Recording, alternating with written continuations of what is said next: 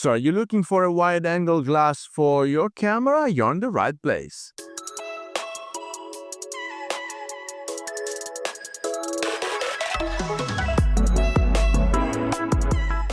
Hello everybody, welcome back to the channel. Thomas Love here from One Lens Only, and today we're gonna see together this brand new lens because Brightin Star, they've been so kind to send over a 16mm f2.8 because I needed a wide angle glass. I needed a fast glass because the season is approaching and we have Christmas lights all over the city, and with my 24mm f4 from Zeiss I was not doing that much of a job, and so I needed a wide angle and a faster aperture glass, and they sent me over this 60mm f2.8. Now when you go for such a wide choice, you normally set your camera on a tripod and then you have longer shutter speed and you let it all in because this glass is suitable for panoramic shooting. So if you have a landscape or if you want to do a cityscape or whatever, you just need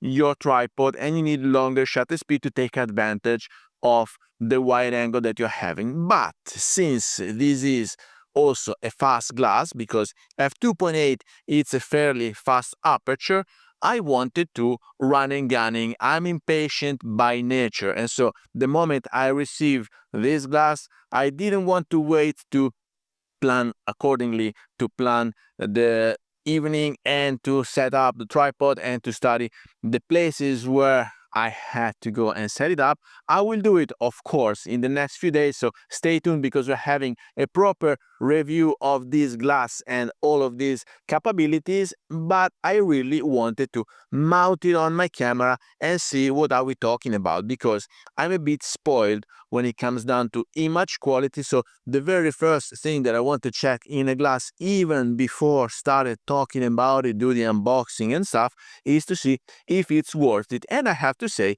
I was pleased with the end results. So let's see together. First, the unboxing. It was shipped directly from the producer, so there were no intermediary. I didn't buy it from B&H. They sent it over directly from the company, and it was here with me within a few days. So if you are purchasing this glass, just plan accordingly. You will not have it like the day after, because it's not, maybe it's also dispatched by Amazon, I have no idea, but if you buy it online, plan a few days ahead. And then I have to say, another good quality that this glass has is the construction quality built, because it's made of metal. So there are a plethora of new third-party producers out there, so you can buy cheapo glasses as much as you want, but I never compromised on image quality and on the construction build. And I have to say, Brightin Star is my favorite company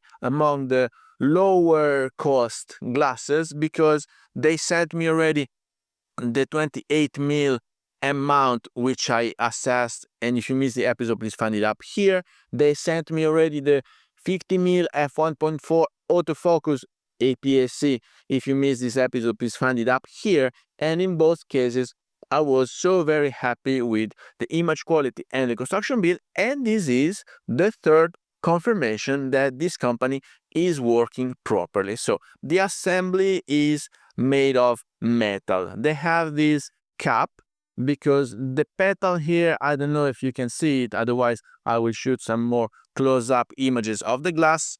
This is made of metal too, but you cannot remove it, so it's integrated within the glass, and so you have this way of closing the glass, which is convenient because then you don't have to remove, flip up the pedal and mount it on, so it's always ready for you. But despite you have this protection, it doesn't help with flare. We'll see together a few examples later on. Apart from the flare, I have to say, you have a nice focusing ring, a nice aperture ring. It's declicked, so the video makers out there of you would be happy because this is declicked. You don't have any switch, you cannot click it, so it has a fair resistance, so there's no risk for it to change f aperture unwanted. And also the focusing ring here has set the distance. It's written in both meters and feet. So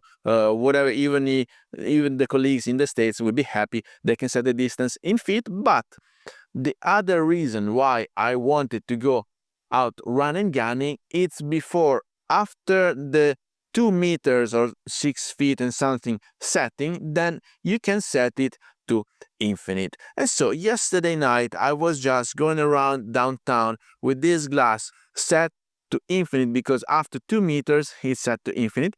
And so what does it mean? If you set it to infinite, this is what we do normally for astrophotography or for landscaping, for cityscapes, landscapes, whatever.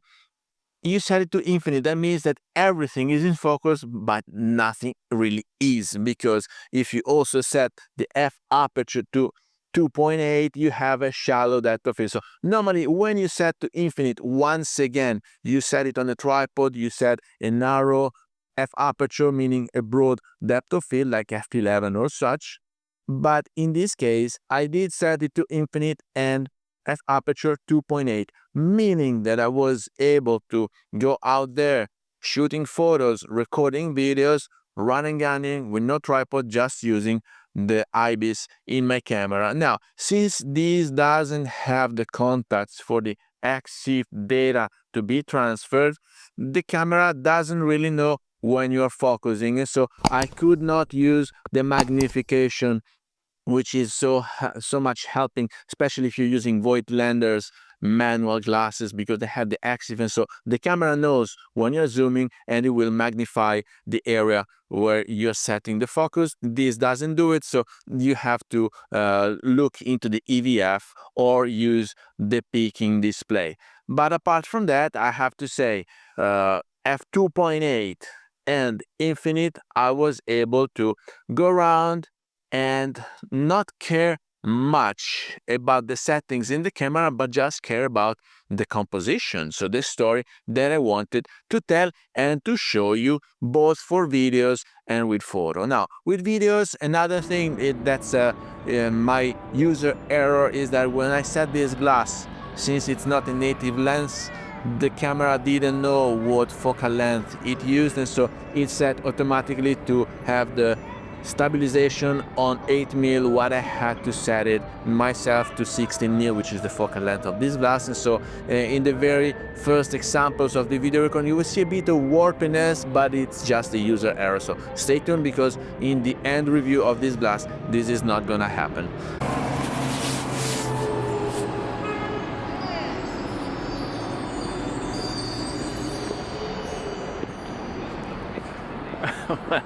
I don't know if I'm in focus because it's manual focusing, and the display, despite it's a flippy screen on this camera, it's not big enough for me to judge. So I will have to connect my smartphone and then double check on that as a monitor. But as you can see, this lens is bright enough, and we are far under the limit of the ISO that I set for this camera. There was a few thousand, like 12,800 or something. Now we are at 6,400, and I'm still recording. I'm not using a tripod, it's handheld because it's f2.8 and I'm using the lights coming from the surroundings. So enjoy these projections on the theater behind me, and Merry Christmas everybody. Now, a few qualities that I could check, despite it was a quick running gunning situation. I took only a few shots, but I double checked for you. Well, of course, there's a bit of flare if you are targeting, if you're including a direct source of light in your framing. But this is not supposed to happen, because for landscapes, for cityscapes, you normally have the source of light at your back, and so you are shooting towards an enlightened part on area or city or landscape. So this is less of a trouble. And then I could check for you that the bokeh, it's pretty good. I love it. It's bokeh-licious. If you want to magnify and have a look closely, there are no onion rings within the lights, there are no cat eyes, so the bokeh is smooth and nice, and also the stars. So if you have a direct source of light in your face, also the stars are quite pleasing. Now it was night, so I could not double check the sun stars, so the flare and the normally rays of light coming from the sun, but if it performs as it did with this source of light, then it's perfect. So it's a very good glass and a great construction. And this is not a fisheye, because 16mm it's super wide but no fisheye, meaning that you can even mount the filters in front of it. So this is so convenient because the diameter is 67mm, the same one of my Zeiss glass that I'm using. So with the same ND filter, I can use it either there or here, and then it means that tomorrow or the next few days, when I'm going for shooting landscapes, I will be able to mount the ND filter and have this longer shutter speed, or even to record vlogging with this f2.8 max aperture set, and then I will have to set the distance and hold it there. So stay tuned, because I'm gonna test this glass more and more in the next few days, especially now that the sunshine is going down quite early in the afternoon, and then I might need these extra f-stops compared to the glass that I'm normally using. So if you have any questions about the glass, about the end results, about the video recording, about the photos that I shoot yesterday just to show you, just let me know down here in the comments, because I will eventually include those aspects in the final review that I'm having in a few weeks or months, or I don't know when I will be ready, when I have enough content to show you exactly how this lens performs in many different situations. So with that, I hope you got some value out of this video. If you did, please remember to like it, share it on your social media, subscribe to the channel so you won't miss the new videos to come, and I guess I will see you later. Thank you very much, and Merry Christmas.